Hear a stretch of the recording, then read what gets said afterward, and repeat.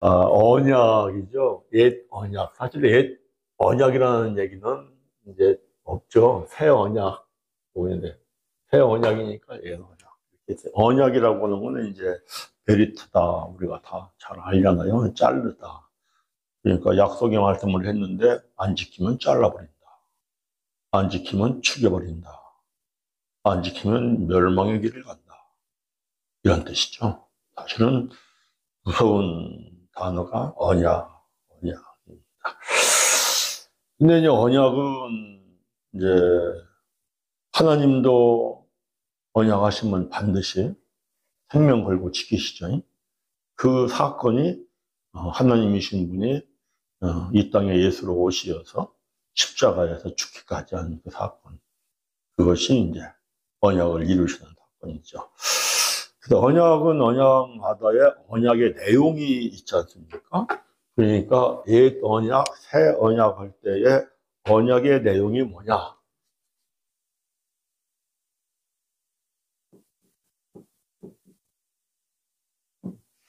예레미야서 31장 31절부터 거의 33절의 언약의 내용을 이렇게 말씀을 하죠. 31절부터 있습니다. 여호와의 말씀이니라. 보라, 날이 이르리니 내가 이스라엘 집과 유다 집에 새 언약을 맺으리라. 이 언약은 내가 그들의 조상들의 손을 잡고 애굽 땅에서 인도하여 내던 날에 맺은 것, 시내산에서 맺은 것과 같이 아니할 것은 내가 그들의 남편이 되었어도 그들이 내 언약을 깨뜨렸음이라. 여호와의 말씀이니라. 그러나 그날 후에 내가 이스라엘 집과 맺을 언약은 이러하니 곧 내가 나의 법을 그들의 속에 두며 그들의 마음에 기록하여 나는 그들의 하나님이 되고 그들은 내 백성이 될 것이라. 여호와의 말씀이라. 언약의 내용이 결혼이죠. 결혼. 그러니까 여호와 하나님은 남편, 선택받은 이스라엘의 백성들은 아내. 결혼 언약인데, 이것은 말씀이 마음에 기록이 되는 거죠. 말씀이 마음에 기록됐다고 하는 것은 말씀이 하나님이시니까, 임마누엘이죠, 임마누엘. 그래서, 나는 너의 백성이 되고, 너는 나의 하나님이 되고, 나는 너의 하나님이 되고, 그리고 너는 나의 백성이 되고. 이게 이제 언약의 그 내용입니다. 그런데 이 결혼 언약의 배경이 어디냐? 그러니까 배경이 시내산입니다. 시내산. 배경이 시내산. 근데 옛 언약과 새 언약을 말씀하고 있는 이 예레미야 선지자는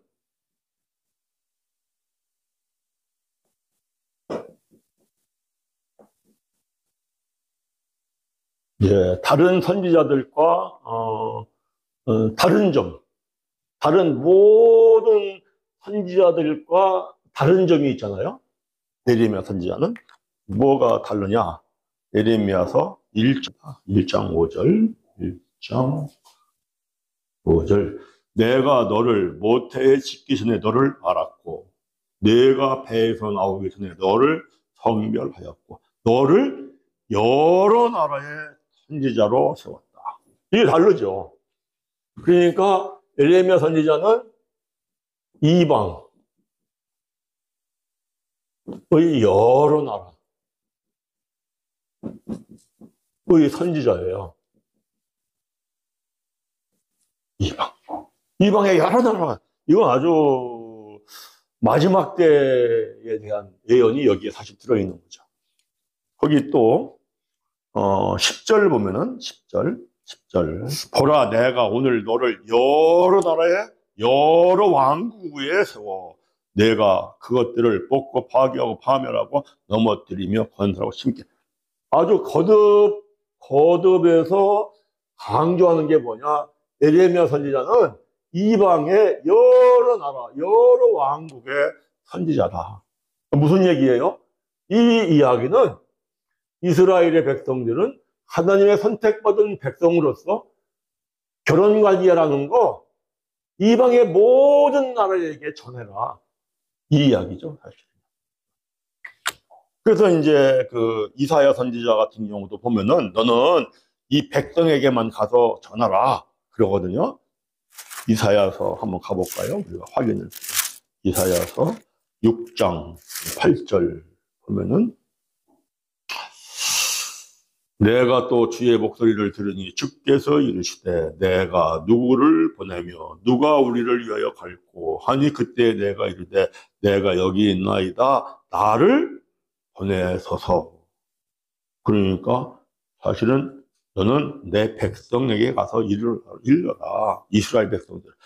에스겔서에도 보면은 에스겔서 2장 3절 보면은 이렇게 말씀합니다. 2장 3절 내게 이르시되 인자야 내가 너를 이스라엘 자손 곧 패역한 백성 나를 배반하는 자에게 보내노라. 그래서 이제 다른 모든 선지자 예레미야 선지자를 제외하고 뭐 이사야, 뭐 에스겔, 호세야, 아모스 이 선지자들은 그저 이스라엘을 향하여 가요. 이스라엘. 예, 북이스라엘이냐 남유다냐 이 차이만 있지만은 이스라엘 이 백성들을 향하여 가는데 예레미야 선지자는 이제 모든 이방 나라에 전하는데 뭐니까 내용은 결혼 내용이죠. 결혼 언약이죠. 그래서 이거에 대해 가지고 이제 시내산에서 자세히 설명하는 걸 보면은 사실은 시내산에서 언약을 맺을 때에도 하나님이 이스라엘의 백성들에게 너희들 세계 모든 민족에게 나하고 너희의 관계는 결혼의 관계라는 것을 전해라 하는 말씀이 출애굽기 19장에서도 우리가 볼 수 있거든요. 출애굽기 19장을 가봅니다. 5절, 6절에 이렇게 얘기를 하죠. 세계가 다 내게 속하였나니 너희가 내 말을 잘 듣고 내 언약을 지키면 너희는 모든 민족 중에서 내 소유가 되겠고 너희가 내게 대하여 제사장 나라가 되며 제사장 나라는 거예요. 거룩한 백성이 되리라. 너는 내 말을 이스라엘 자손에게 전할지어다. 너가 내게 대하여 제사장 나라가 돼. 제사장 나라가 뭡니까? 세계 모든 나라에게 하나님을 전해서 하나님을 전파해. 그런데 하나님을 전해서 전파할 때에 그 어떠한 내용을 전파해? 그 설명이 사실은 출애굽기 19장 7절부터 쭉 설명하고 있는 거잖아요. 그 내용이 무슨 내용이냐? 이게 결혼 언약에 대한 내용이죠. 출애굽기 19장 7절, 11절까지 읽습니다. 모세가 내려와서 백성의 장로들을 불러 여호와께서 자기에게 명하신 그 모든 말씀을 그들 앞에 진술하니 백성이 일제히 응답하여 이르되 여호와께서 명령하신 대로 우리가 다 행하리이다. 모세가 백성의 말을 여호와께 전하며 여호와께서 모세에게 이르시되 내가 빽빽한 구름 가운데에서 네게 임함은 내가 너와 말하는 것을 백성들이 듣게 하며 또한 너를 영영히 믿게 하려 함이니라. 모세가 백성의 말을 여호와께 아뢰었으므로 여호와께서 모세에게 이르시되 너는 백성에게로 가서 오늘과 내일 그들을 성결하게 하며 그들에게 옷을 빨게 하고 준비하게 하여 셋째 날을 기다리게 하라. 이는 셋째 날에 내가 여호와가 온 백성의 목전에서 시내산에 강림해요. 왜 강림해요? 시내산에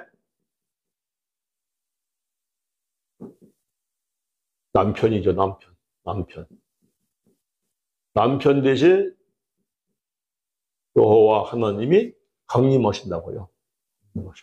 누구를 만나려고? 아내 되는 이스라엘 백성. 만나서 뭐 하려고? 결혼하려고. 결혼하려고. 그리고 이게 결혼 언약이라고요. 결혼 언약. 그래서 이제 여호와 하나님이 그러잖아요. 모세를 통하여 가지고, 야, 너희들 성결해야 돼. 그래서 첫째 날, 둘째 날 옷을 빨아야 돼. 그래서 셋째 날 나하고 만나. 그러니까 이스라엘의 백성들의 입장에서는 아마 여호와 하나님 만나기를 학수고대에 있을 거예요. 학수고대. 그죠? 우리를 400년 동안 노예 생활, 지긋지긋한 노예 생활에서 해방시켜주고 자유를 주시고 출애굽을 시킨 그 여호와 하나님, 그분 만나는 걸 학수고대 했죠. 그래서 오늘과 내일 옷을 빨아 성결하게 해 했는데, 자, 중요한 게 뭐냐니까 오늘과 내일 옷을 빨아라, 성결하게 해라. 무슨 얘기예요? 마음을 빨아. 마음의 더러운 죄를 빨아야 해. 나 여호와 하나님은 성결해. 그리고 너희가 죄가 있으면 너희를 만날 수가 없어. 너희들 죄가 있으면 너희들은 나를 만나면 죽어. 그래서 성결하게 해야 돼. 옷을 빨아야 돼. 그런데 이스라엘의 백성들이 이 하나님의 말씀 속에 감춰진 뜻을 깨달아야 되는데 깨닫지 못하잖아요.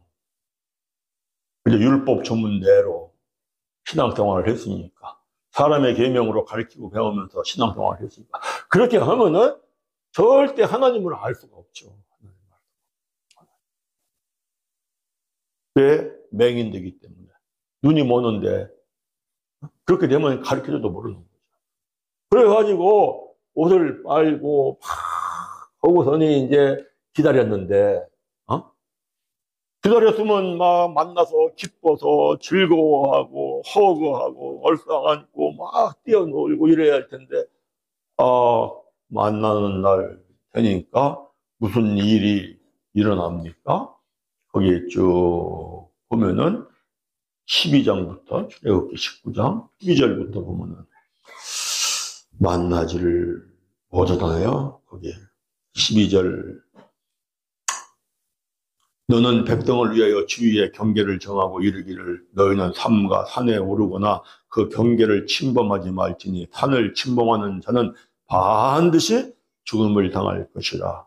그런 자에게는 손을 대지 말고 돌로 쳐 죽이거니와 화살로 쏘아 죽여야 하리니 짐승이나 사람을 막론하고 살아남지 못하리라 하고 나팔을 길게 불거든 산 앞에 이를 것이니라. 14절, 모세가 산에서 내려와 백성들에게 이르러 백성을 성결하게 하니 그들이 자기 옷을 빨더라. 그랬는데 15절, 모세가 백성에게 이르되 준비하여 셋째 날을 기다리라고 여인을 가까이하지 말라 하니라. 그랬는데 16절, 셋째 날 됐어요. 셋째 날 아침에 우레와 번개와 빽빽한 구름이 산 위에 있고 나팔 소리가 매우 크게 들리니 진중에 있는 모든 백성이 떨더라. 그래서 올라가서 만나야 되는데 떨고 올라가지도 못해요. 왜? 죽을까봐. 왜? 마음의 옷을 빨아야 되는데 마음의 옷을 빨지 않고 입고 있는 옷만 빠른 거예요. 하나님이 말씀하시는 뜻이 뭔지를 모르기 때문에. 그래서 결국은 이들은 만나지를 못하지 않습니까? 죽을까봐 올라오지 말아라. 그리고 뭐라고 그러느냐? 22절 보니까 또 여호와에게 가까이 하는 제사장들에게 그 몸을 성결히 하게 하라. 나 여호와가 그들을 칠까? 하노라. 23절, 모세가 여호와께 아뢰되 주께서 우리에게 명령하여 이르시기를 산 주위에 경계를 세워 산을 거룩하게 하라 하셨사온즉 백성이 시내산에 오르지 못하리이다. 여호와께서 그에게 이르시되 가라. 너는 내려가서 아론과 함께 올라오고 제사장들과 백성에게는 경계를 넘어 나 여호와에게로 올라오지 못하게 하라. 내가 칠까하라. 왜냐니까 마음의 옷을 빨지 않아서 결국은 만나보지도 못해요. 그래서 결혼 언약에 이스라엘 백성들이 깨트린 거다. 이스라엘 백성들이. 왜? 이스라엘 백성들이 말씀의 뜻을 깨닫지 못하고 마음을 성결하게 하지 못해서 만나지도 못해서 결국은 깨트립니다. 그런데 하나님이 한 번으로 끝나는 게 아니라 다시 결혼 언약을 다시 시도하죠. 이 다시 시도하는 것이 출애굽기 20장이잖아요. 출애굽기 20장 거기 가보면은 출애굽기 20장 이렇게 말씀하죠. 십계명을 주는 장면에 이거 제가 말씀을 드렸는데 20장 1절 하나님이 이 모든 말씀으로 말씀하여 이르시되 나는 너를 애굽 땅 종되었던 집에서 인도하여 낸 내 하나님 여호와니라. 이게 2절의 이 말씀 부분이 그 당시 중동 지역의 결혼 서약서의 양식 부분이라고 그러잖아요. 네. 내가 너를 애굽에서 인도해냈어. 왜 인도해냈어? 내가 너하고 결혼을 하려고. 그러니까 그 결혼식을 할 때, 그 당시 중동 지역에서는 결혼식을 할 때 그랬다고 그래요. 그 남자가 남편 되는 그 남편이 내가 여자한테 너희 집에서 여자니까 종살이 했잖아. 종살이 한 데에서 내가 너를 이끌어낸 거야. 왜 이끌어내서 나하고 너하고 결혼하려고. 그래서 십계명을 줬는데 십계명. 이 십계명은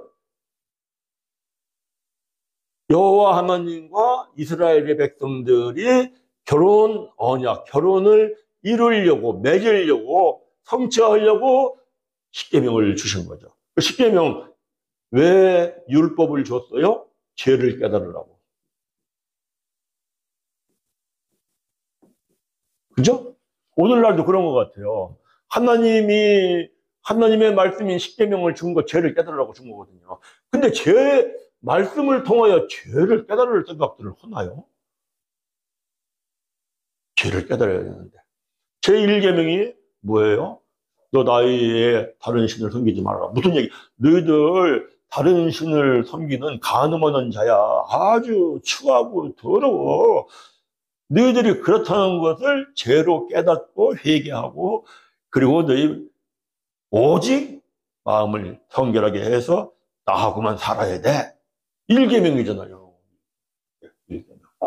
3계명 안식일을 지켜라. 안식일을 지키라는 게 그저 일곱째 날을 지키라는 건가요? 사실은? 안식일에 마태복음 12장에서 안식일의 주인은 나다 그랬죠. 무슨 얘기예요? 너 나하고 함께하는 게 안식일 지키는 거야.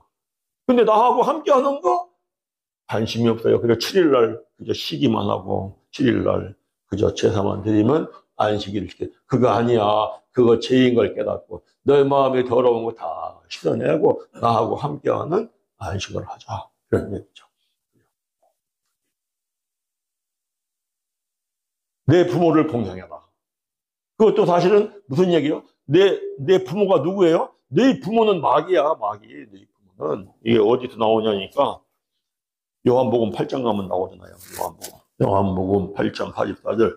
너희는 너희 아비 마귀에게서 났으니 너희 아비의 욕심대로 너희도 행하고자 하느니라. 그는 처음부터 살인한 자여 진리가 그 속에 없으므로 진리에 서지 못하고 거짓말할 때마다 저것으로 말하나니 이는 그가 거짓말장이요 거짓 아비가 되었습니다. 그러니까 계명 하나하나마다 전부 다 뭘 깨닫게 하는 거냐니까 죄를 깨닫게 하는 죄. 살인하지 말라. 미워하지 말라. 간음하지 말라. 음욕을 품지 말라. 도둑질하지 말라. 욕심을 내지 말라. 너가 미움이라는 죄, 음욕의 죄, 욕심의 죄, 이 죄가 있기 때문에 내가 너희와 함께하는 결혼을 할 수가 없어. 연합할 수가 없어. 그러니까 너희들이 이게 전부 다 하나하나 다 깨달으면서 죄를 깨닫고 회개해서 너희들 성결하게 해, 성결하게. 그래서 나하고 너희와 결혼 언약을 맺어야 돼. 이렇게 하죠. 그런데 이스라엘 백성들이 하나님의 말씀을 이렇게 죄를 깨달으려면은 말씀 속에 감춰진 뜻으로 깨달아야 되는데, 오늘날도 똑같죠. 내가 성경 말씀 깨달을 때마다 말씀 속에 감춰진 뜻을 깨달아서 전해야 한다. 이래야만이 나도 성경을 설교하려고 준비할 때 말씀 속에 감춰진 뜻을 깨달으면 나부터 회개하고, 그렇죠? 나부터 성결하게 하고, 그리고 가가지고 말씀을 증거해서 듣는 사람들도 죄를 깨닫고 회개해서 마음이 깨끗해져야 돼. 마음이 성결해져야 돼. 그래야 하나님을 만나. 그래야 하나님과 나 사이에 결혼이 이루어져. 결혼이라는 게 뭐예요? 연합이죠, 연합.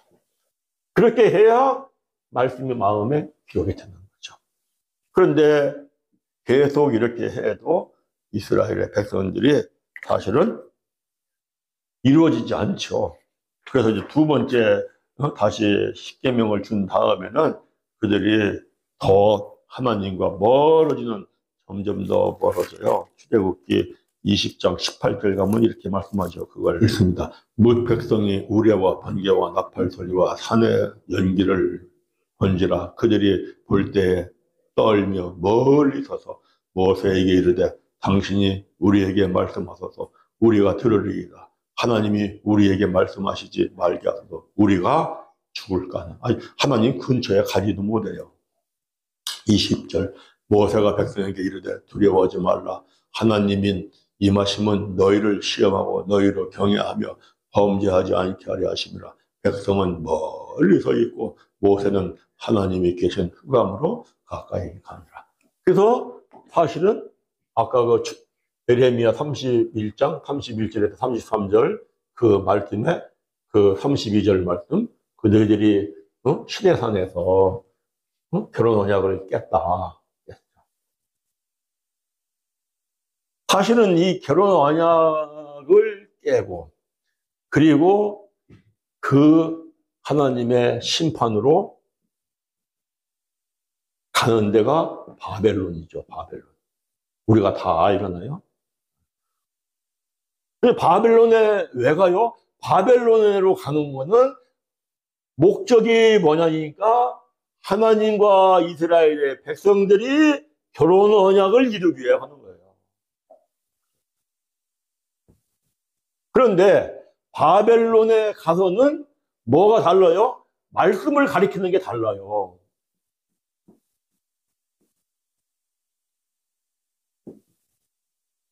말씀을 거기 우리 했는데 에스겔서 한번 가보겠어요. 이거는요 오늘날 우리에게 주는 사실은 메시지지 않습니까? 오늘날 우리에게 꼭 이렇게 말씀을 전하고 꼭 이렇게 말씀을 가르쳐야 한다 하죠. 거기 1절부터 제가 한번 읽습니다. 그가 내게 이르시되 인자야 내 발로 일어서라 내가 내게 말하리라 하시며 그가 내게 말씀하실 때 그 영이 내게 임하사 나를 일으켜 내 발로 세우시기로 내가 그 말씀하시는 자의 소리를 들으니 내게 이르시되 인자야 내가 너를 이스라엘 자손 곧 패역한 백성 나를 배반하는 자에게 보내노라. 그들과 그 조상들이 내게 범죄하여 오늘까지 이르렀나니. 4절 이 자손은 얼굴이 뻔뻔하고 마음이 굳은 자니라. 내가 너를 그들에게 보내노니 너는 그들에게 이르기를 주 여호와의 말씀은 이러하시다 하라. 그들은 패역한 족속이라. 그들이 듣든지 아니 듣든지 들은 가운데 선지자가 있음을 알지어다. 듣든지 아니 듣든지 가서 전하라고 했는데 이 전하니까 이 말씀을 받아들인다고요. 왜 받아들여요? 바벨론 포로로 끌려와서 보니까 이사야 선지자가 애썼던 말씀이 생각이 나고 예레미야 선지자가 애썼던 말씀이 생각이 나고 하나님의 말씀을 사람의 계명으로 가르치고 배웠어. 그것 때문에 우리가 나라는 멸망을 하고 바벨론으로 끌려왔어. 그래서 바벨론의 여러 강가에서 밤만 되면은 울며 통곡하며 회개하고 그동안 우리가 신앙생활을 잘못한 것을 울며 회개하며 통곡하죠. 그렇게 울며 회개하며 통곡하기를 13년 정도 됐을 때 사실은 하나님이 에스겔 선지자를 부른다고요. 그리고 에스겔 선지자를 불러가지고 말씀을 전하니까 포로로 끌려오기 전에는 패역한 백성이고 마음이 뻔뻔스러워서 말씀을 듣지 않는데 그동안에 회개하고 통회하고 자복하고 이러고 나니까 이 사람들이 이 가르침을 받아들이는 거죠. 그래서 이제 이들이 말씀이 마음에 기록이 되는데 거기 에스겔서 3장에 중요한 말씀 하잖아요. 에스겔 3장 1절에서 3절. 이 말씀이 오늘날도 우리들에게 주시는 말씀이잖아요. 이 말씀이 요한계시록 10장에 그대로 나오는데 3절 읽습니다. 또 그가 내게 이르시되 인자야 너는 발견한 것을 먹어라. 너는 이 두루마리를 먹고 가서 이스라엘 족속에게 말하라 하시기로 내가 입을 벌리니 그가 그 두루마리를 내게 먹이시며 내게 이르시되 인자야 내가 내게 주는 이 두루마리를 내 배에 넣으며 내 창자에 채우라 하시기로 내가 먹으니 그것이 내 입에 달기가 꿀 같더라. 이 말씀이 사실은 이거죠. 이거.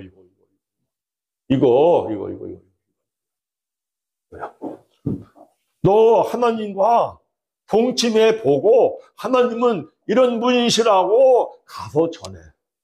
이 얘기죠. 응? 말씀을 먹고 우선 먹어야 돼요. 먹고 먹는다는 건 뭐냐니까 말씀을 뜻으로 감춰진 뜻으로 깨닫고 죄를 깨닫고 회개하고 그리고 중요한 게 세례가 이루어져요. 세례요.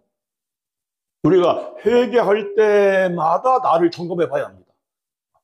내 죄된 죄성은 사라지고 정말 새 영의 새 생명이 살아났나.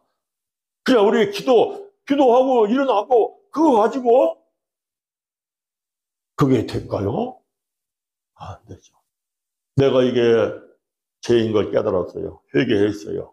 그러면 내 마음의 죄성은 사라지고 사랑의 마음으로 새롭게 이루어졌나. 이 세례가 이루어져야 그 다음에 제사함 받죠. 제사함 받아야 성령을 선물로 받아요. 성령을 선물로 받아서 성령에 힘입어 순종을 할 때에 말씀을 먹는 거예요.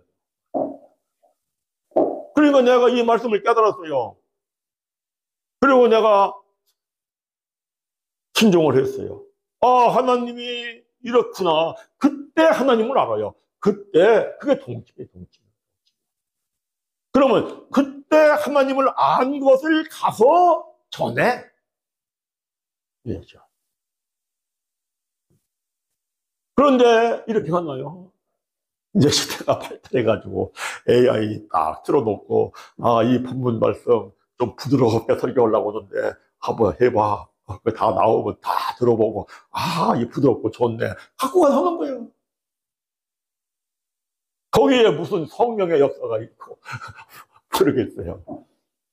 참나 오늘 귀한 말씀 들었네요. 그거 아니죠. 이거. 이렇게 먹고 가서 전하는 거, 이게 뭐냐니까 이게 대언이잖아요. 이게 대언이요. 대언하는 거. 하나님의 말씀을 그대로 전하는 거야. 여기에서 에스겔서 2장에서 하나님의 말씀은 이러하시다 해라. 이 말씀이나 사실은 먹고 가서 전하라 하는 말씀이나 대언하라 하는 말씀이나 똑같죠. 이렇게 하니까 언약의 백성이 이렇게 이루어진다 하는 게 에스겔서 37장이잖아요. 여호와께서 권능으로 내게 임하시고 그의 영으로 나를 데리고 가서 골짜기 가운데 주셨는데 거기 마른 뼈가 가득하더라. 마른 뼈는 이스라엘의 백성들이라고 그러죠. 4절을 읽습니다. 또 내게 이르시되 너는 이 모든 뼈에게 대언하여 이르기를 너희 마른 뼈들아 여호와의 말씀을 들을지어다. 이 대언이라는 말씀 속에는 앞에 에스겔서 2장에서 한 말씀, 3장에서 한 말씀, 이게 여기 다 들어있잖아요. 먹고 가서 전하는 거죠. 하나님의 뜻은 이러이러하다. 그리고 에스겔 선지자가 친히 말씀대로 살아보고 가서 전하는 거죠. 5절 주 여호와께서 이 뼈들에게 이같이 말씀하시기를 내가 생기를 너희에게 들어가게 하리니 너희가 살아나리라. 생기가 성령이잖아요. 그때 들어가는 거죠. 6절 너희 위에 심줄을 두고 살을 입히고 가죽으로 덮고 너희 속에 생기를 넣으니 너희가 살아나리라. 해서 7절 이에 내가 명령을 따라 대언하니 명령을 따라 대언하니 하나님이 하시라는 대로 하는 거죠.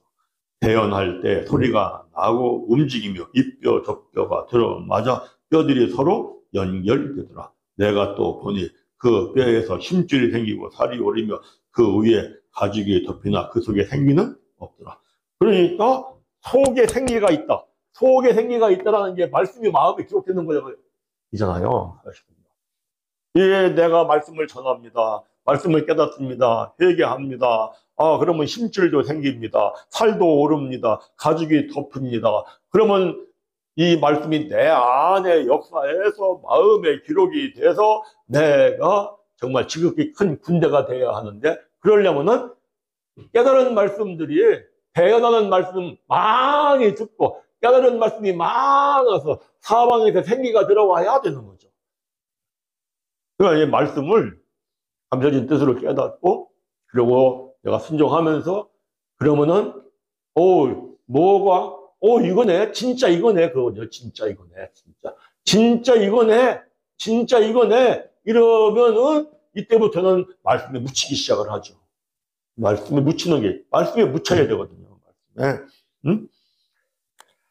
그렇게 했더니 이제 9절 보니까 이렇게 하죠.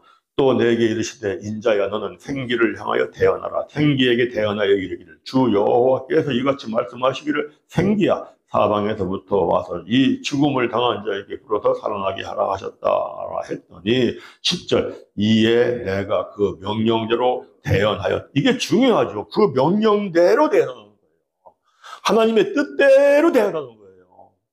우리는 내 생각, 내 마음, 내 지식 이걸 가지고 명령대로 대언하였더니 생기가 그들에게 들어가네 그들이 곧 살아나서 일어나 쓰는데 극히 큰 군대가 되었더라.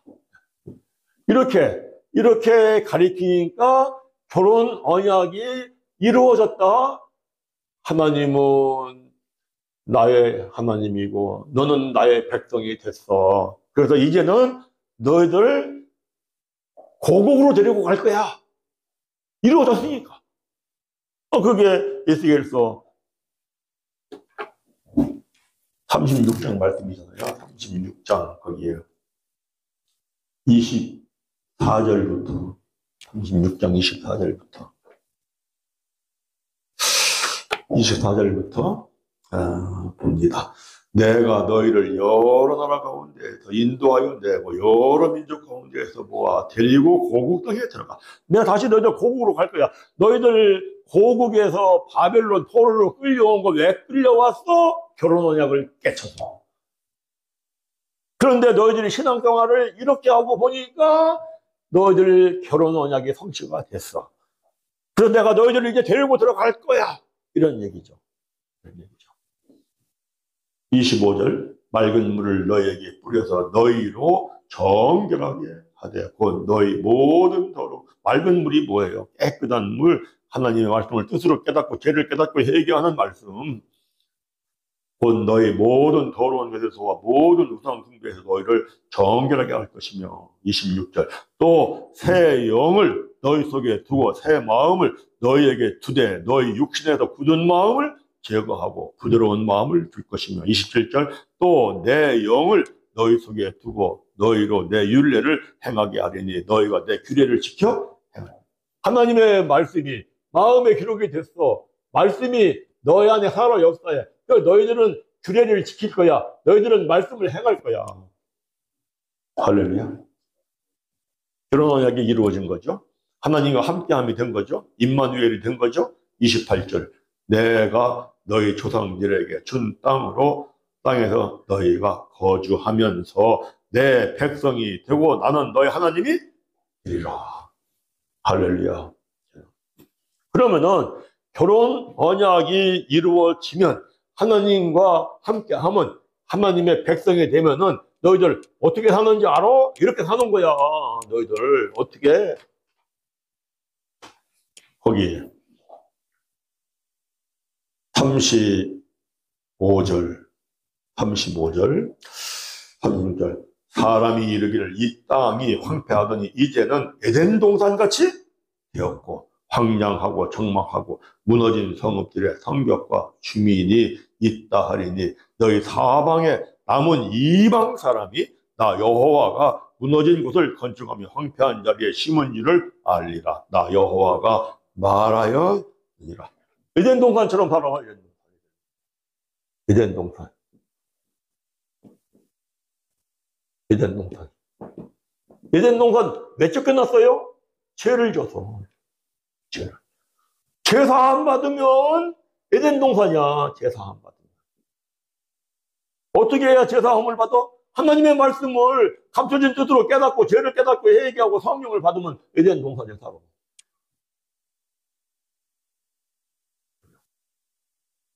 이걸 해야 되는데요. 이걸 참 죄를 깨닫고 회개하라. 왜 예배를 드려요? 죄 사함 받으려고. 죄를 깨닫고 회개하는 게 예배예요. 말씀을 먹고 가서 전하는 게 먼저 죄를 깨닫고 회개하고 순종하고 그러고 가서 전하는 거예요. 예. 오늘날 한국교회에 이게 이거예요. 한국교회. 이게 돼야 되죠. 그래야 회복이 되거든요. 응? 그런데 이거를 죄를 듣기를 싫어하고 예치기를 싫어하고 그저 크게 되고 잘 되고 거기에만 매달리니까 살아간 건 해결이 안 되죠. 그래서 이제 이스라엘 백성들이 회복이 돼서 돌아왔어요. 회복이 돼서 돌아왔는데 이제 느헤미야 8장까지 보면은 하나님의 말씀을 율법의 말씀을 뜻으로 깨달아서 가르쳐요. 돌아와서 그 말씀이 예레미야 8장에 느헤미야 8장에 분명히 나와요. 가보세요. 이때까지는 이렇게 했는데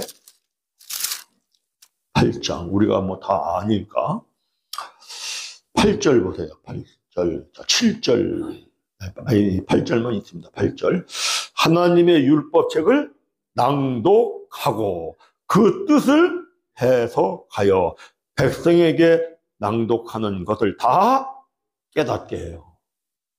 이걸 해야 되거든요. 설교는 이걸 하는 거거든요. 하나님의 말씀 이거야, 뜻은 이거야, 뜻을 전해줘서 뜻을 깨닫게 해서 죄를 깨닫게 해서 회개하게 해야 되거든요. 근데 말씀을 설교하고 전하는데 뜻을 깨닫게 하는데 관심이 별로 없는 것 같잖아요. 그러면은 회개한다고요. 그러면은 사람이 바뀌죠. 변화가 되죠. 사랑할 줄 알죠. 나누어줄 줄 알죠. 거기요. 9절 보세요. 백성이 율법의 말씀을 듣고 다 우는지라 회개하고 울잖아요.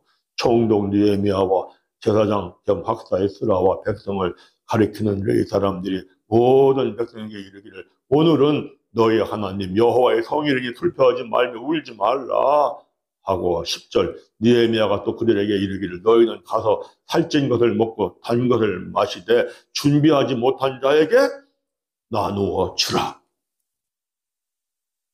나누어 주고 베풀어 주고 이게 사랑이잖아요. 이게 언약이 이루어진 거죠. 그런데 말라기서 1장을 가보겠습니다. 말라기서 1장. 말라기서 1장. 말라기서 1장 다시 타락해요. 다시 타락한 모습이 이사야 시대의 타락한 모습과 너무 똑같아요. 말라기서 1장.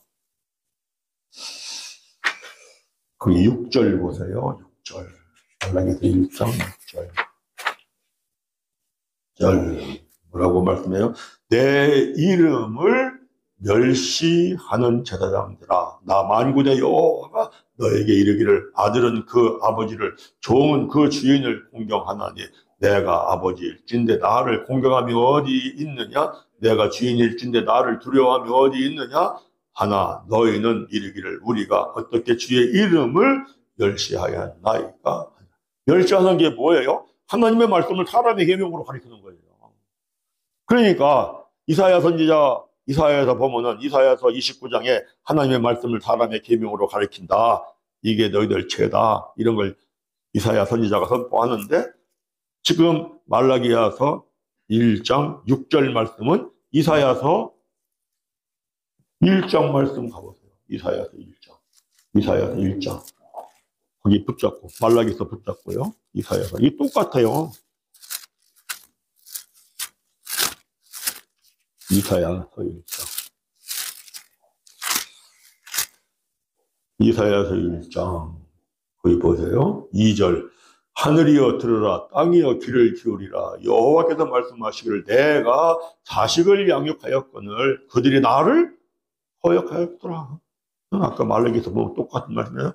소는 그 임자를 알고 나귀는 그 주인의 구유를 알건만은 이스라엘은 알지 못하고 나의 백성은 깨닫지 못하는도다. 슬프다 범죄한 나라여 허물진 백성이여 행악의 종자여 행위가 부패한 자식이로다. 그들이 여호와를 버리며 이스라엘의 거룩한 일을 만일히 여기며 멀리 물러갔다. 하나님의 말씀을 멸시하니까 하나님의 말씀에 예배드리는 게 없어요. 이사야서 1장 10절 이 말씀 똑같잖아요. 너희 소돔에 가는들아 여호와의 말씀을 들을지어다. 너희 고모라의 백성아 우리 하나님의 법에 귀를 기울지어다. 여호와께서 말씀하시되 너희의 무수한 재물이 내게 무엇이 유익하며 나는 순양의 번제와 살찐 짐승을 기름에 배불렀고 나는 숫송아지나 어린 양이나 순념소의 피를 기뻐하지 아니하노라. 너희가 내 앞에 보이려오니 이것을 누가 너희에게 요구하였느냐. 내 배당만 밟을 뿐이라. 읽어보고 우리가 말라기서 1장 여기 이제 7절 봅니다. 7절부터 똑같은 말씀을 사실은 하는 거죠. 응? 하나님의 율법에 귀를 기울이지 않은 것, 그리고 주의 이름 멸시한 것, 말씀을 멸시한 것, 그리고 7절 말라기서 1장 7절 너희가 더러운 떡이 뭐예요? 더러운 떡 하나님 말씀을 욕심내는 말씀으로 먹는다고요. 너희가 더러운 떡을 나의 제단에 드리고도 말하기를 우리가 어떻게 주를 더럽게 하였나이까 하는도다. 이는 너희가 여호와의 식탁은 경멸히 여길 것이라 말하였기 때문이라. 그러니까 말씀을 사람의 계명으로 가리켜요. 욕심 가지고 예배를 드려요. 그러니까 더러운 떡, 마음이 더러워지는 거죠. 그 다음에 맹인이 되는 거죠. 똑같이 8절 만군의 여호와가 이르노라 너희가 눈먼 희생 제물을 바치는 것이 어찌 악하지 아니하며 저는 그 병든 것을 드리는 것이 어찌 악하지 아니하냐. 이제 그것을 너희 총독에게 드려보라. 그가 너를 기뻐하겠으며 너를 받아주겠느냐. 그러면서 10절 만군의 여호와가 이르노라 너희가 내 제단 위에 헛되이 불사르지 못하게 하기 위하여 너희 중에 성전 문을 닫을 자가 있었으면 좋겠도다. 내가 너희를 기뻐하지 아니하며 너의 손으로 드리는 것을 받지도 아니하리라. 결국은 무슨 얘기냐니까 이 말씀도요. 결혼 언약이 깨졌다 이 얘기죠. 뭐를 통하여서 너희들 제사를 지내, 예배를 지내, 예배를 드려. 그런데 죄를 깨닫고 제사 안 받는 예배가 없어. 그래서 성전 문을 닫아버리면 좋겠어. 차라리 이방으로 이렇게.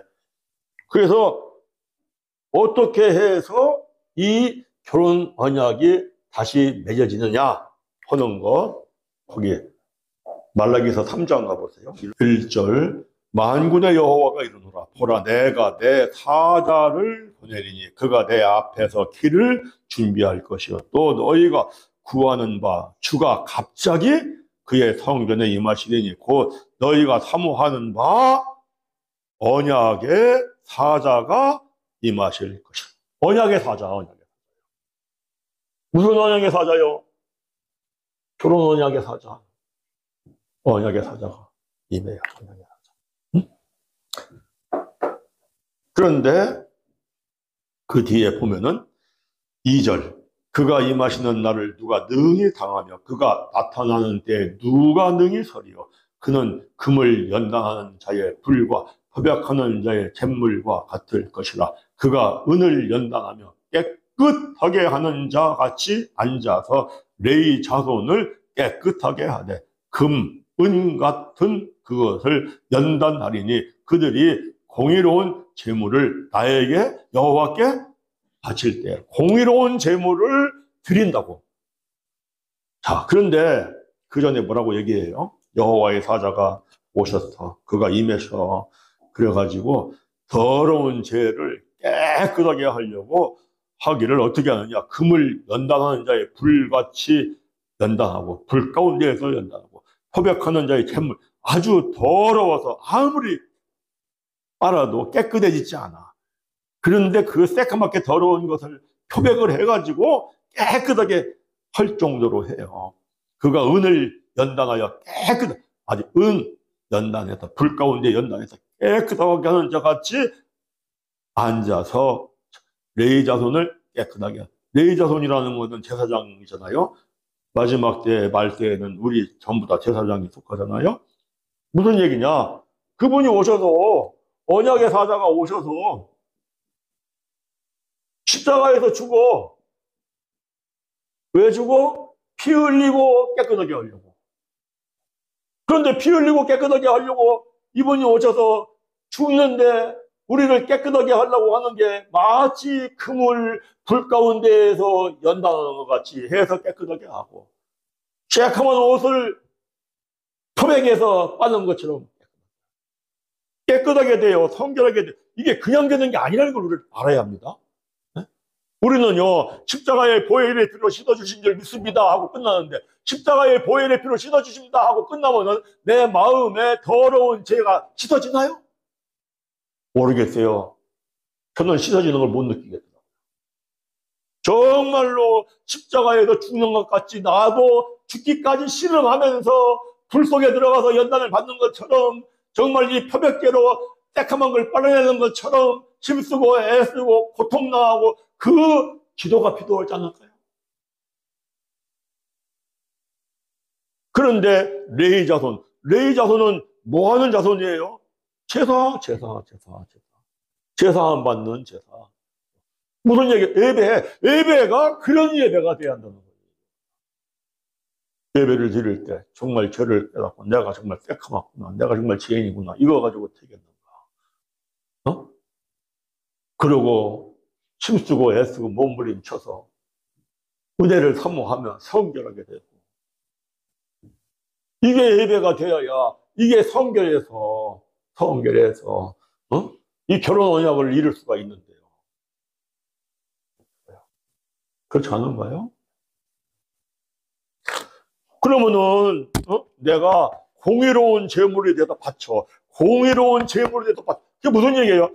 깨끗하고 정결한 신부가 돼서 신랑께 바치는 거죠. 남편께 바치는. 이런 은혜가 이루어져야 되죠. 그러니까 이런 예배를 드려요. 이런 예배를 드리는 게 사실은 뭐냐니까 신부의 예복을 입는 거예요. 신부의 예복. 우리가 신부의 예복을 입어야 마지막 때 어린 양의 결혼잔치가 있을 때에 어린 양의 결혼잔치에 우리가 호련히 들림 받아서 신랑된 그리스도를 영접하지 않겠어요? 그 예복에 대한 말씀이 한번 가볼까요? 요한계시록 가보세요. 요한계시록 19장.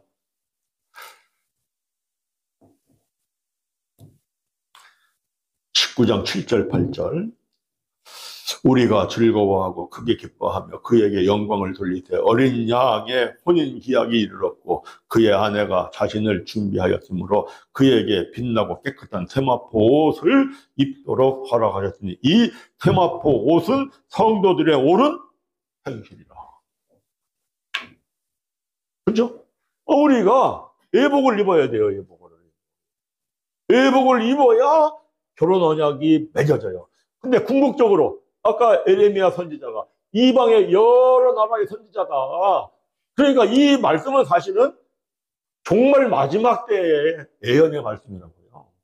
에레미야 그 당시뿐만이 아니라 에레미야 그 당시에 너희들이 이렇게 해서 결혼 언약을 깨뜨렸어.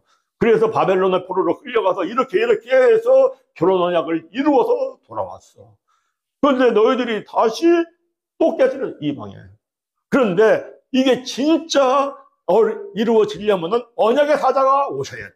언약의 사자 누구? 예수 그리스도. 그분이 오셔서 우리를 깨끗하게 하고 정결하게 하는데 어떻게 불 가운데에서 금을 단련하는 것 같이, 새카만 옷을 표백자로 바르는 것 같이, 은을 불 가운데 연다는 것. 무슨 얘기예요? 그분이 십자가에서 죽어서 흘린 보혈의 피로 너희가 씻어내야 되는데, 그저 회개했어. 나 죄 깨닫고 회개했어. 죄가 그래서 씻어지는 거? 그럴까요? 그게 아니고 정말 내 죄를 깨끗하게 씻어내기 위해서 그분이 불 가운데 연단받는 것처럼, 정말 그분이 표백제로 씻어내는 것처럼 나도 그 십자가를 바라보고, 그래서 그 십자가의 그 아픔과 고통을 느끼면서 내 죄가 씻어지는 거야. 그게 불 가운데에 금을 연단하는 것 같이 새카만 옷을 표백제로 빠는 것처럼 이 고통, 이런 거에 대한 것을 깨닫고 느끼고 회개하고 기도해야 되는데, 그래야 깨끗하고 성결. 그러면 뭐가 따라와요? 순종이 따라옵니다. 말씀에 순종이 따라오는 게 뭐가 따라오는 겁니까? 순종이 뭡니까? 그게 요한계시록 19장에서 말하는 착한 행실이에요. 착한 행실. 착한 행실이 뭡니까? 이게 세마포 옷이에요. 어린 양의 혼인잔치에서 신랑된 주님을 영접할 예복을 입는 거죠. 우리의 예배가 하나님이 찾으시는 예배를 드리면, 성령 안에서 예배를 드리고 진리 안에서 예배를 드리면, 성령 안에서 예배 드리는 분은 예배당에 예배를 드리며 말씀을 깨닫고 죄를 깨닫고 회개하고 성령을 선물로 받고 성령에 힘입어 삶의 현장에서 순종하면 진리 안에서 예배를 드리는데, 그게 바로 뭐야? 착한 행실이야. 그게 뭐야? 예복을 입는 거야. 그래서 언약의 사자가 오시어서 이루는 말씀까지 되죠. 이게 우리가 새 계명이, 이제 새 언약이 뭐예요? 새 언약이 새 계명이잖아요. 뭐라고 그래요? 너희들, 내가 너희에게 새 계명을 주노니 너는 서로 뭐하라? 사랑하라. 사랑이 뭐예요? 원수를 사랑하는 거예요. 나에게 잘해주는 사람 누가 사랑을 못해요? 세상 사람도 하는 거. 그게 아니에요. 지긋지긋하게 보기 싫은 원수를 사랑하며, 서로 사랑하며 살아가. 그게 뭐예요? 착한 행실이야. 그게 뭐예요? 예복을 입는 거예요. 네, 여기까지 하겠습니다.